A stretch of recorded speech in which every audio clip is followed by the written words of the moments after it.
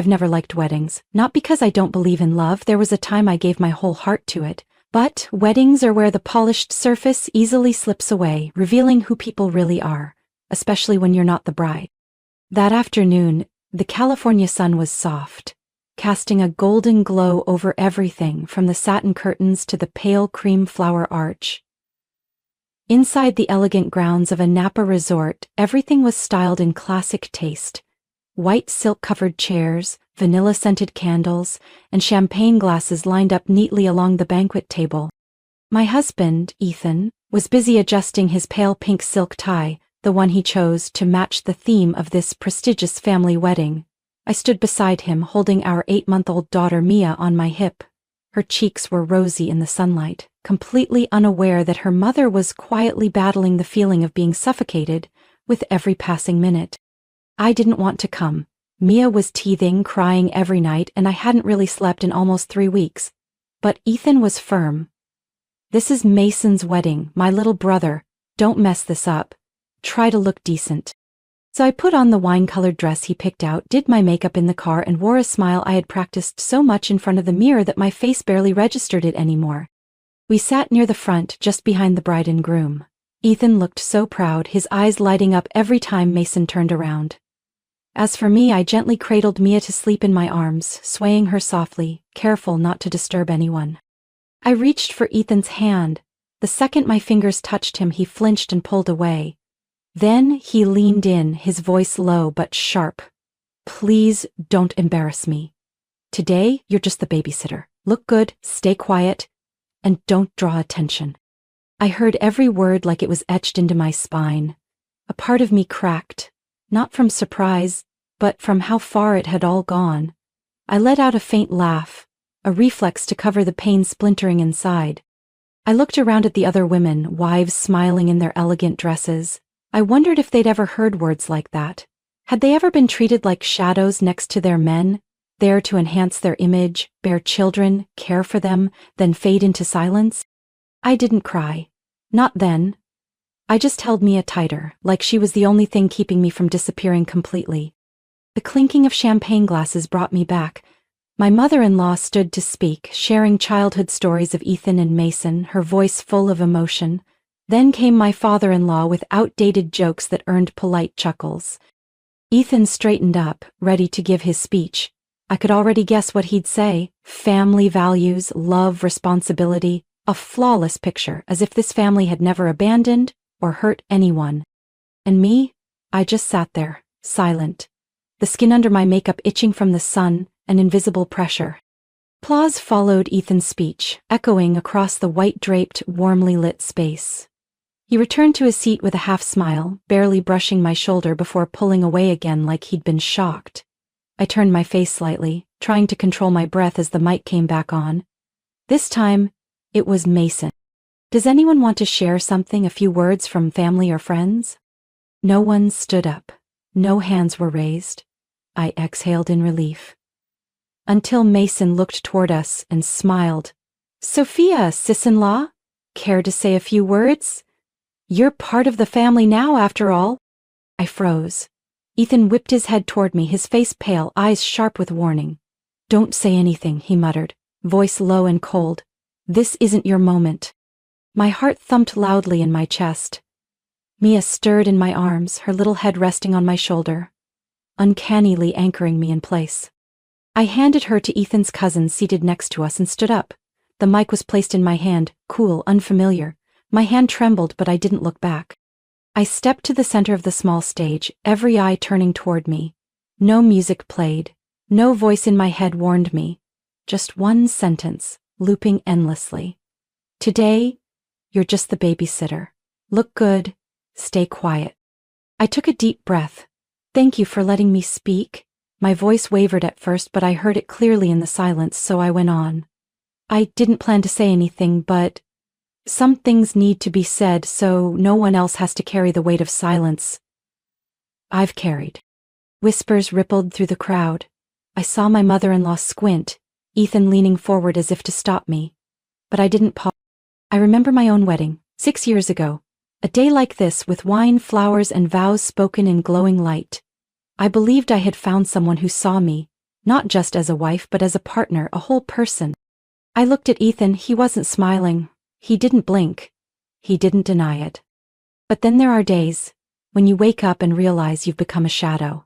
A shadow who folds napkins, changes diapers, cooks meals on time, smiles just enough to keep up appearances, but no longer remembers who she is.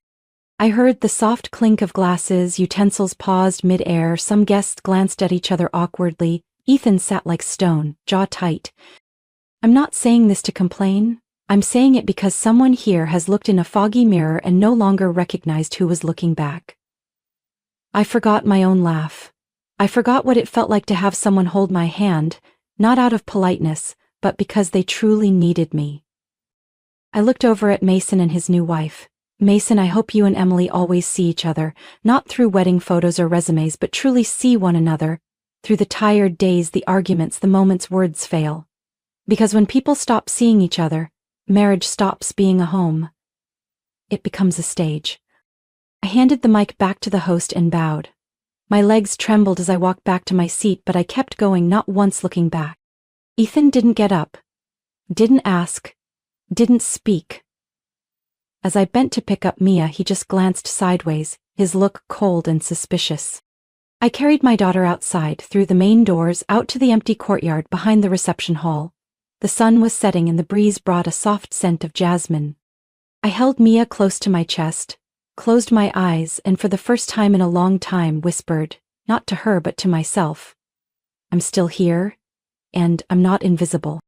I stepped through the iron gates of the wedding venue, the cool afternoon wind brushing my shoulders like it was trying to soothe what still trembled inside my chest. Mia slept soundly in my arms, her breath steady and sweet. I sat on a wooden bench beside the wisteria, listening quietly to birdsong mixed with faint music from the party. I don't know how long I sat there until I heard familiar footsteps. Ethan appeared, closing the iron gate behind him as he walked over. His voice lowered, but the anger still simmered. What's wrong with you, Sophia? I didn't answer. He stood in front of me, hands on hips, his tall frame blocking the last light of the day. You just embarrassed my whole family, do you know that? Everyone's talking. My mom had to cover for you, saying you were dealing with postpartum stress. I gently laid Mia in her stroller, not looking at him, just quietly pulling the light blanket over her. I didn't say anything untrue, Ethan. Not true, he scoffed, voice icy. You got up there like I'm some controlling monster, like you're some poor victim trapped at home. Do you have any idea how badly you just ruined my image in front of all those guests? I turned to him, my gaze steady for the first time. It is the truth. And if the truth embarrasses you, maybe you should ask yourself why. Ethan froze for a few seconds, then snapped. You're making a fool of yourself. And don't forget who you depend on, the house, the car. Who's paying for all that? That sentence hit like a cold slap to the heart.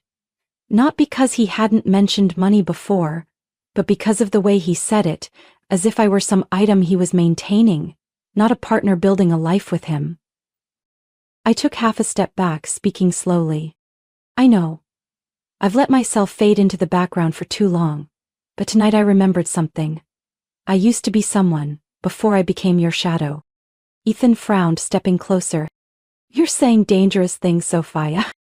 I didn't wait to hear more. I pushed the stroller forward, walking straight toward the parking lot, leaving the sound of his footsteps frozen on the stone patio behind me.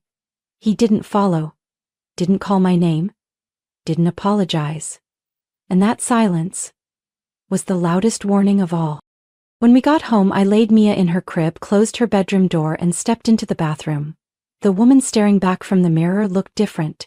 Dark circles under her eyes, hair a little messy, smudged lipstick, but her gaze was sharper than ever. I stared at that reflection, trying to reconnect with the person I used to be. That whole night, Ethan didn't mention the wedding. He climbed into bed, scrolled on his phone, and turned his back to me like everything was perfectly normal. I sat by the window, holding a glass of water gone cold, and in that silence, I realized. He had heard everything I said today. He just chose not to listen. The next morning, Ethan was up early like always. Coffee, news, watch. I'm heading to the office. My mom's coming by later. Don't make a scene, okay? I didn't answer, just gave a faint nod and shut the kitchen door behind him. After Mia went down for her nap, I sat at the dining table with an old notebook and a nearly dried-out pen, not to journal, just to make a list. Balance in my personal account, what's left after maternity leave. Info on old design projects I did before quitting. Email contacts from college. Rent for a one-bedroom near the community clinic. Local support groups for single moms. Each line I wrote, my hand grew steadier. Each bullet point felt like a step forward. Part of me didn't want to admit I was thinking about leaving. But the other part knew, if I didn't start now, I'd lose the last of myself. I started with something small, opening the old laptop that had sat in the closet for almost a year. The last time I used it, I was 7 months pregnant with Mia. When Ethan told me I should fully rest and that design work is frivolous if your husband makes enough money. And back then I believed him. I believed I should give up work and pour myself into being a full-time wife and mother. But now, as the screen lit up and my old design software icon appeared, I realized I'd let someone dim the brightest part of me. I logged into my old work email, scrolling through past contacts. There were a few small jobs I'd done. Packaging for a local coffee shop, a vegan bakery, a yoga center. I jotted down each contact, every payment detail, like I was relearning how to live independently. That night, after Mia was asleep, I quietly opened a new online bank account. I picked the username Blue Nest, a name that reminded me of the home I would build for us on my own terms. The account had $0, but to me, it symbolized something far more valuable. A fresh start. A week later, I got an email from an old client named Veronica, the owner of that vegan bakery from back then. Sophia, do you still take freelance work? I need a full redesign for all my product packaging. Deadline's tight, but I'll pay 50% upfront. I nearly cried when I read 50% upfront, $260, enough to cover Mia's formula for the whole month. I worked every night in the little kitchen corner, sipping cold tea under the soft glow of an old desk lamp. I designed raisin bread labels, sketched oat cookie boxes, adjusted color palettes and fonts, like I'd never been forgotten. One quiet Sunday afternoon, while Mia napped and Ethan was meeting a client, I got a message from Lauren, an old college friend, the top student in our class and someone who always stayed in touch. Lauren, Sophia, just saw your name on some vegan bread packaging at the store near me. Are you back doing design? Me, yeah, just dipping my toes back in, a few small projects. Lauren, that's awesome. My company's hiring freelance web designers and they support moms with young kids. Want me to refer you? I sat still for a moment, phone in hand, heart racing. Me, I'm not sure I'm good enough anymore. Lauren, don't be silly. You used to blow the whole class away. But if you're serious about coming back, make a plan. And if you need help, I've got you. I stared at that message all night. Ethan had no idea. I said nothing. Still cooked dinner, still cleaned the kitchen, still nodded when he complained that Mia cried too much. But when night fell and the house was quiet, I opened my laptop and rewrote my resume. I uploaded my old projects to Behance, updated my profile, and clearly noted my ability to work remotely with a flexible schedule, ideal for a stay-at-home mom. The next morning, Lauren sent me an email titled, Sophia, opportunity is waiting. This is the first step. I clicked the link. Her company, which supports nonprofit organizations, was looking to redesign the entire website for a community education campaign. Deadline 4 weeks. Compensation $1,400, 0 cents. I spent the whole morning hesitating, but in the end, when I looked at Mia sleeping, her tiny hand wrapped tightly around my finger like the last thread tying me back to myself, I hit submit. 3 days later, I got a reply. A Zoom interview was scheduled for Tuesday at 10 a.m. I planned to ask my kind neighbor to help watch Mia. She'd once said, if you ever need anything, just knock. The night before the interview, I chose the simplest white blouse I had, ironed it neatly, and buttoned it all the way up. No fancy makeup, just a little tinted balm. When I looked at myself in the mirror, I saw a woman who had once broken, but was standing again, one step at a time. Behind me, the kitchen was still and silent. Ethan hadn't even noticed what I was doing, and maybe that was the clearest reason why I couldn't stay. I had begun stepping out of the shadows, and I knew there was no going back. The interview went smoother than I expected. I was still trembling when I turned off the camera. The interviewer, a woman named Jenna, smiled warmly and asked about my design style, how I managed deadlines, and how I balanced work with a young child. I didn't hide anything. I told the truth. That I had left the field for family reasons. That I was starting over from almost zero. She nodded and said, "We're looking for someone who understands persistence more than perfection. And I think you're that person." That evening I cooked dinner as usual, still lightheaded from the feeling of touching something I'd thought I'd lost. Ethan came home later than usual, smelling faintly of unfamiliar cologne, his eyes scanning me. "What did you do today?" he asked casually, but his eyes were sharp. "Stayed home, took care of Mia," I said without blinking. "Just stayed home? Where do you think I went?" He said nothing, just nodded and walked into his office. But when I walked past his door with the laundry basket, I heard a faint click. The sound of him opening the laptop I normally used. A chill ran through me. That night I checked my phone and found a strange app running in the background. Family Safe Pro. I hadn't installed it, I was sure. The app had access to my location, messages, even the microphone. I deleted it immediately, then checked the laptop. The browser history had been wiped clean. Every design file in my folder labeled work_2023 was gone. I couldn't breathe. Ethan didn't yell or slam doors, but the way he silently invaded my world, deleted my data, tracked me, it made my skin crawl. The next morning my mom called. Her voice was calm but cautious. "Sophia, Ethan called me yesterday." I said nothing. "He said you've been off, tired, depressed, talking to yourself, neglecting Mia. He says you're overworking and won't rest." I couldn't believe what I was hearing. "Mom, listen to me. I'm completely fine, you know me." "I know, but you need to be careful. If he starts saying these things to others, you need to have proof, just in case things get worse." I put the phone down, my body cold. Ethan didn't just want to track me. He wanted to make my words sound irrational, to plant doubt. If I spoke up, people might think I was unstable. This was his way of preparing, crafting a Sophia's losing it narrative. That night, after Mia fell asleep, I began gathering evidence. I printed bank statements from my personal account, saved screenshots of emails with clients and photos of design work I had submitted. I took screenshots of messages with Lauren, payment receipts, everything. I created a USB folder called BlueNest_backup, then hid it beneath the detergent in the laundry room. I stashed a second copy inside a Ziploc bag tucked into the vegetable bin in the fridge. Next, I started researching temporary housing options for single moms. There was a support center just 20 minutes away. I sent a message. "I have a young child, I'm not being physically hurt, but I feel controlled, can I get counseling?" They replied within the hour.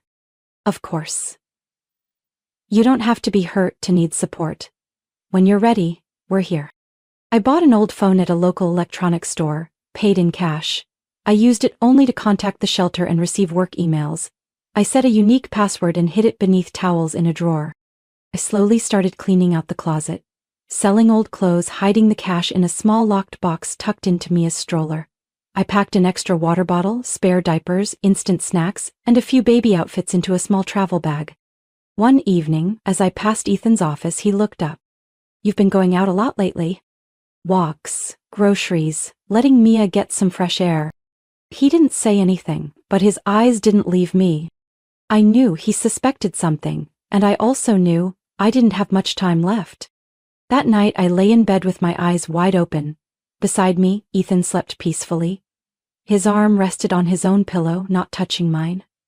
I could hear the ticking of the wall clock clearly. And in each tick, I planned my exit not in words, but in action. No panic, no explosions, just quiet steps out of a gilded cage. That final night arrived more quietly than I'd imagined. No arguments, no warning signs. Ethan had dinner, turned on the TV, even asked, "Want me to bring lunch home tomorrow?" I smiled softly, nodded, and said, "Whatever you like." But inside everything was already in place. At 2:37 a.m. I quietly slipped out of bed. Ethan was on his side, snoring lightly, breathing steady. I grabbed my phone and opened the preset alarm app. A map to the Women's Support Center about a 50-minute drive away. I walked to Mia's crib. She was still sound asleep, her tiny hand loosely gripping the blanket's edge. I leaned down, kissed her forehead, and wrapped her in the soft fleece blanket I'd packed earlier. No need to turn on the light. I'd walked this path in the dark 100 times. The bag was ready. ID documents, Mia's immunization records, clothes for 3 days, a bit of cash, a bank card, and the USB with all my work files. I carried everything downstairs, silent as a shadow. At 3:58 a.m. I opened the back door. It didn't creak, I had oiled the hinges last week. The cool night breeze swept in, carrying the scent of oak from the small backyard. I stepped out, holding Mia close, and locked the door behind me. Not a sound. As the engine started, I felt my heartbeat sync with its hum. The map lit up with clear directions, streetlights slid across the windshield like calm breaths, carrying me farther away from the house that turned me into a shadow. By the time I turned onto the gravel road leading to the shelter, the sky had started to soften. A pink-orange strip peeked over the horizon, hinting at a new dawn, not another day of silent breakfasts and suspicious stares. A woman stood waiting at the gate, about 50, with silvering hair but bright, kind eyes. Her name tag read, Martha, Intake Coordinator. Are you Sophia? I nodded, nearly breaking down just hearing someone say my name without a command attached to it. We've been expecting you, come in, this place is safe. I followed her into the main building. The lights in the lobby were soft, the walls painted in gentle pastels, and everything was quiet in the most comforting way. Not the tense silence I had lived in, but a purposeful stillness. One that allowed space to finally hear yourself. Martha led me to a small room on the second floor. There was a twin bed, a baby crib, and a window that opened to a lavender garden. Rest. When you're ready, we can help you plan your next steps. I placed Mia in the crib. She was still asleep, her cheeks rosy, lips slightly parted as if dreaming of something peaceful. I pulled the sheer curtain, then sat down on the bed. And for the first time in years, I cried. Not out of fear, but because I knew this time I had chosen myself. I didn't know what lay ahead. Ethan certainly wouldn't stay silent. He would twist the story, portray me as the unstable mother, and do everything he could to get Mia back. I knew the legal battle could be long, messy, and exhausting. But I also knew, this time, I wasn't alone. I had Lauren, who messaged me the next morning after I sent just one line. I left. She called immediately and said, I'm here if you ever need a lawyer, an accountant, anything, just say the word. I had work waiting for me, a design project Jenna officially assigned. I had documentation proving I was stable, capable of raising my child and living independently. I had a plan, and this time, I was in control of it. As the sunrise finally broke, I opened the window. The breeze carried lavender into the sheets.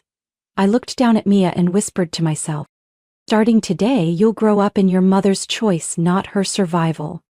2 weeks later, I stood in the lobby of a small restaurant on the outskirts of Sacramento, where Thomas and Emily hosted a post-wedding gathering for family who couldn't attend the main ceremony.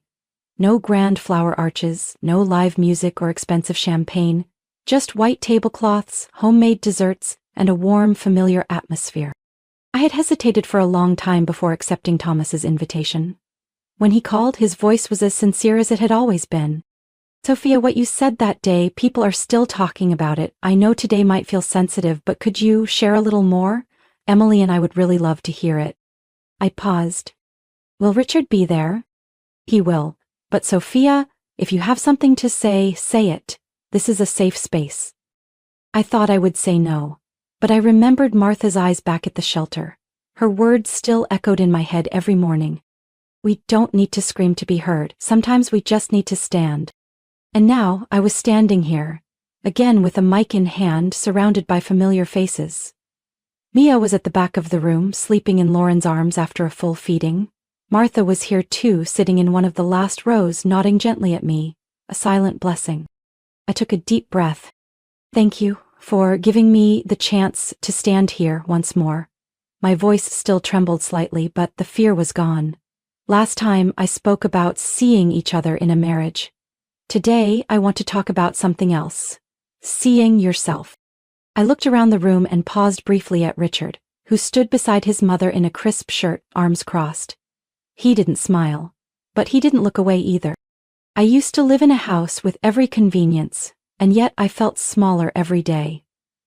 I wasn't hit, I wasn't starved, but I was worn down.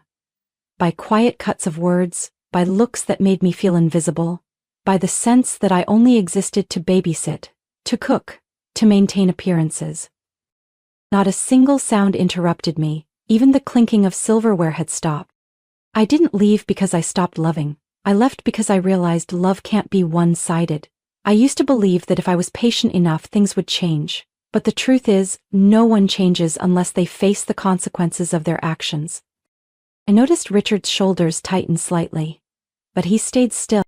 I didn't walk away to get revenge. I walked away because I finally loved myself more than someone else's comfort, and because I want my daughter to grow up in a place where her mother is respected, not erased. A faint sigh rose from the back. I didn't know who it came from, but it felt like a ripple breaking through a wall of silence. I know some have told my story differently, that I'm unstable, selfish, that I destroyed a family, but today I stand here, calm, clear, and not defending my choice, because the truth doesn't need defending. I bowed and handed back the mic. No one clapped. But no one had to. The silence carried enough weight for everyone to understand what was real. I walked toward the back of the room, where Lauren held Mia. As I approached, she stirred, opening her eyes with that pure, innocent gaze that always undid me. I picked her up, held her close to my chest. As I turned around, I passed Richard, and for the first time in years, I didn't lower my eyes. I looked him straight in the face, and he said nothing, not a word. Because he knew, this time, I had nothing left to lose. And I had reclaimed everything that mattered. Myself and my daughter. As I stepped outside, the late afternoon sunlight spilled through the windows, warming my face. I whispered softly into Mia's ear. We've come a long way, and you know what? We've never been stronger. We returned to the shelter just as the sun dipped behind the hills, leaving a soft pink glow stretching across the sky. Mia had fallen asleep in the car, her head resting on my chest, breath steady and warm. I carried her gently inside, where the soft hallway light seemed already familiar with the footsteps of women reclaiming their lives. Martha opened the door to our room, her same patient smile on her face. Thank you for coming, for saying what needed to be said. I nodded, my words caught in my throat. There was no need to say anything, she understood. The way people who've lived through the dark recognize each other. I placed Mia into the small, familiar crib, then sat on the edge of the bed, quietly watching her curl into sleep. The past days rewound in my mind like a film. The first moment I walked into this place with trembling hands, the sleepless nights spent editing designs, and the moment I spoke my truth in front of everyone, declaring I would no longer be invisible. It felt like it happened just yesterday, yet also like it had taken a lifetime. I reached for the old notebook on the desk, the one where I'd written my first plan to leave, one step at a time. I flipped to the first page, still scrawled with early notes. Personal account, small project, USB backup, emergency number. Then I turned to the last blank page and wrote just one line. We are free. I don't know what lies ahead. My lawyer says the custody battle will be complicated. Ethan has hired an aggressive legal team and is trying to paint himself as the ideal father abandoned by a reckless wife. But this time, I'm ready. I have evidence. I have people willing to testify, Lauren, Jenna, and Martha. I have the truth. And I'm no longer afraid. A week after the reception, I officially started working part-time as a designer at Lauren's company. Remotely. The job wasn't just income. It was proof that I still had value, that I wasn't defined by how fast I changed diapers or how well I baked. I was a woman with talent, thoughts, and the right to choose. Every morning, when Mia wakes up, I place her in her little chair, warm up her milk, and turn on soft jazz. Then I open my laptop, read emails, and adjust layouts for a public education campaign I'm designing. I do all this in a modest room with cream walls and a creaky ceiling fan. But I've never felt more complete. I chose this life, not because it's easy, but because it's true to my heart. One evening as I was changing Mia's clothes, she suddenly grabbed my hand and beamed up at me, her eyes sparkling just like the first time I held her after she was born. I pulled her into my arms, buried my face in her hair, and whispered, "We've made it, baby, and I promise, I'll never abandon myself again." In that moment I felt no fear behind me, Only one thing stood as clearly as the moonlight pouring through the window. I had survived. And I had started over, not with regret, but with a free heart. No matter what the future holds, no matter how long the trial lasts, no matter what Ethan says to twist the truth, I will keep going. No more turning back, no more compromising. Because I chose the right thing, because I dared to rise. And most of all, because I remembered who I am. Sophia's story is a powerful reminder that freedom isn't just walking away from a place. It's reclaiming your worth after years of being erased. In silence and small steps, she chose to rise not from rage but from love. What Sophia did wasn't easy, but it was necessary. For every woman who's been overlooked, controlled, or made to believe there's no way out. Because the truth is, there is a way out, and it's worth taking. What do you think of Sophia's journey? Did she make the right choice to leave in order to protect herself and her daughter? Share your thoughts below and don't forget to follow our channel for more moving stories about family and resilience.